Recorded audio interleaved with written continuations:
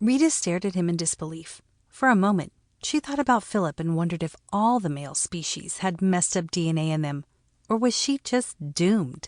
How was she supposed to reply to that? He didn't look angry, but his tone carried an edge she didn't like, an edge that reminded her too much of Philip. She squared her shoulders, ready for battle. I have no control over your dreams. It's not my fault. Fleckin'. He let out a heavy sigh. Sorry, that came out wrong. I'm not blaming you for anything. It's definitely not your fault. Let's just say it shocked me to dream about you. He dreamed about her? She liked that idea more than she thought. Rita pursed her lips. Am I that atrocious that you'd be shocked to dream about me? She meant that as a joke, but his serious expression remained.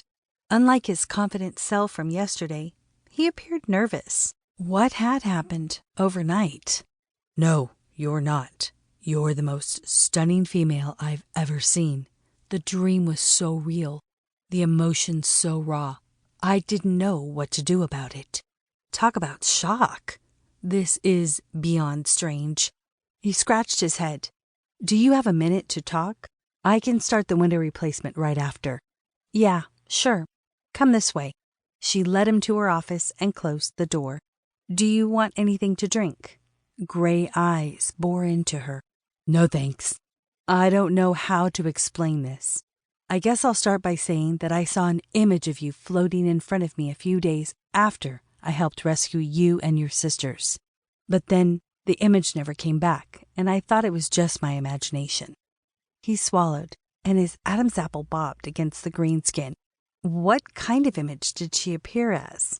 Was it translucent, or did she appear like a tangible person? She didn't want to interrupt his explanation, so she let him continue. I wanted to meet you, get to know you from the beginning, but I was sent away on business. I had to wait for the perfect time to come back and introduce myself without appearing strange. He paused and tucked his hands inside his pant pockets. Then a week ago, your face reappeared in front of me in mist form again. You looked at me like you were waiting for me. I knew I had to come see you. As fate would have it, the case for the missing tablet flashed on the government's urgent list, and I grabbed it. Rita had no words to reply. He'd been thinking about her all this time? Heat burst like little fireworks inside her, confirming that this odd rise in temperature she'd been feeling lately was connected to Jarzell somehow. She'd been sketching him, and he'd been seeing her in mist form.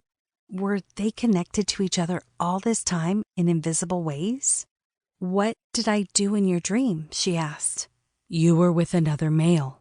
His jaw tightened as he reached out a hand and brushed across her cheek. I didn't like it. His voice was subtle and serious. Rita's heart rate increased with his touch. What was the connection here? She dreamed of him too, and she also didn't like the idea of him with other females. What did this coincidence mean? I dreamed of you last night too. His eyes sparked with hope. I hope it was better than my dream. You were with an attractive female. Rita pressed her lips into a thin line. And I didn't like that either. He rocked back on his heels. I enjoy hearing that.